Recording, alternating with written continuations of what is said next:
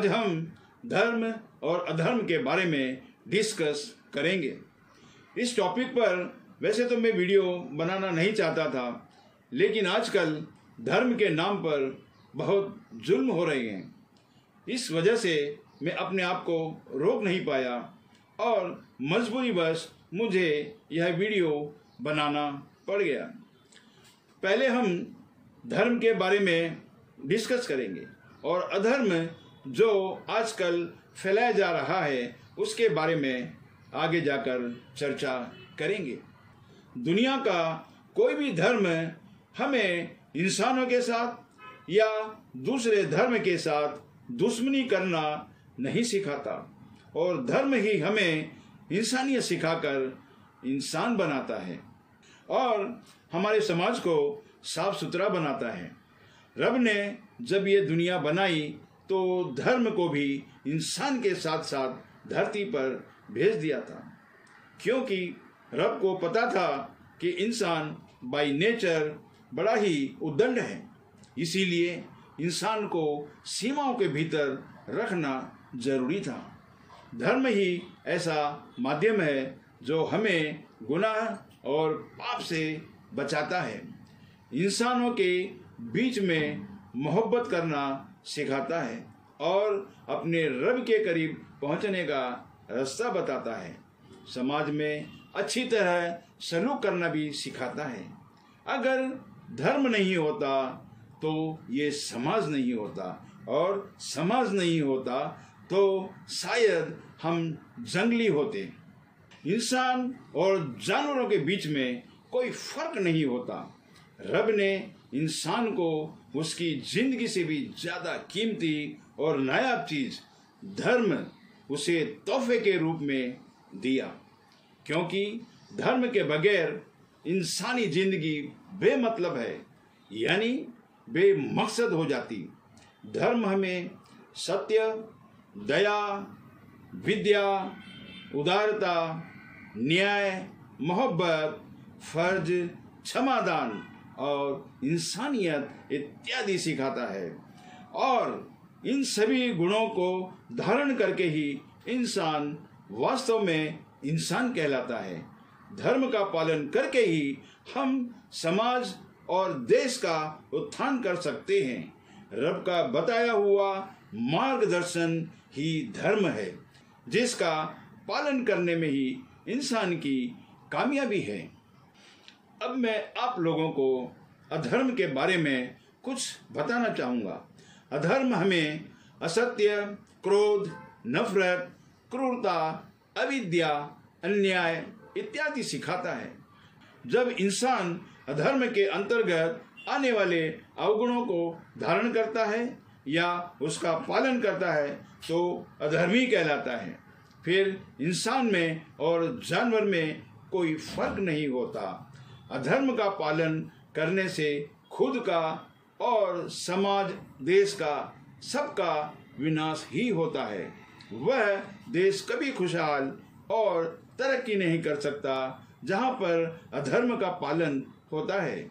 आज हमारे देश में अधर्म का पालन दिन ब दिन बढ़ता ही जा रहा है।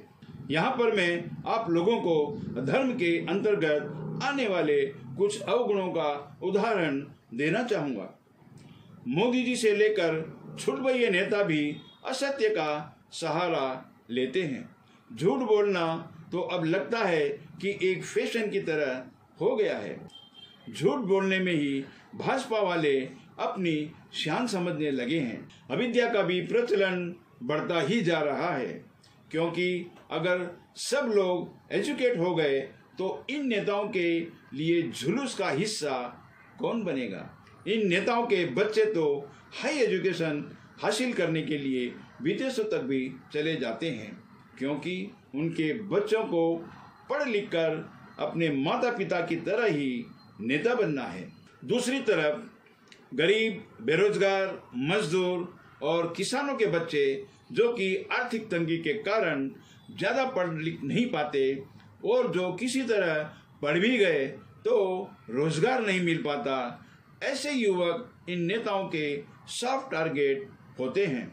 ऐसे कम पढ़े लिखे या एजुकेटेड बेरोजगार युवक अपनी गरीबी के कारण कुछ पैसों की खातिर जालिम भीड़ का हिस्सा बन जाते हैं।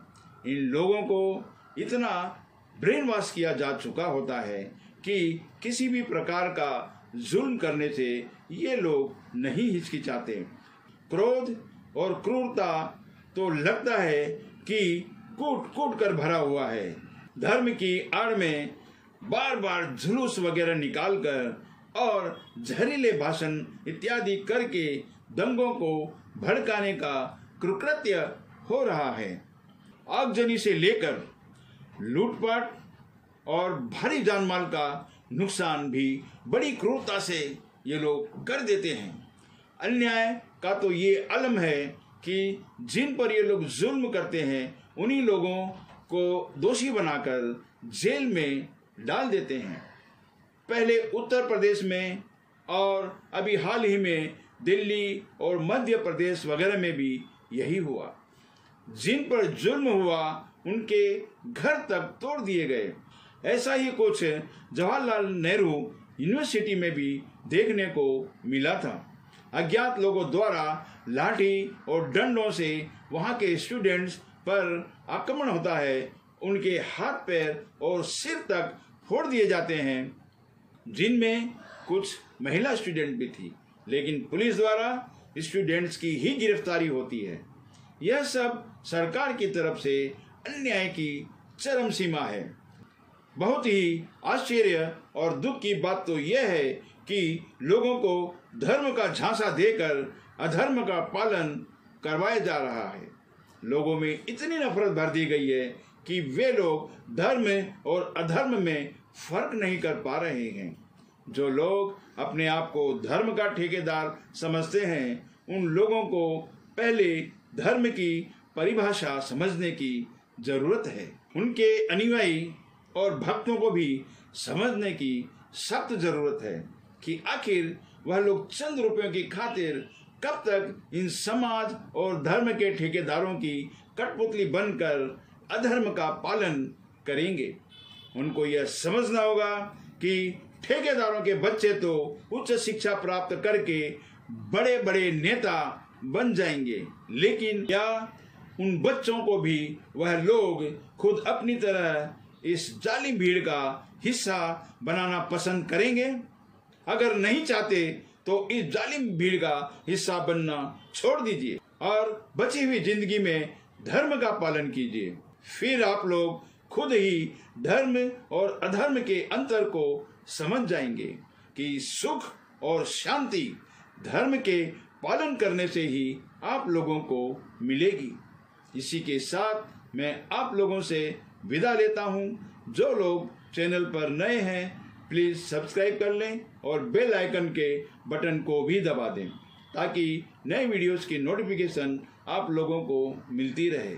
अगर किसी को मेरा ये वीडियो पसंद आया है तो प्लीज लाइक, कमेंट और शेयर करना ना भूलें। जय हिंद।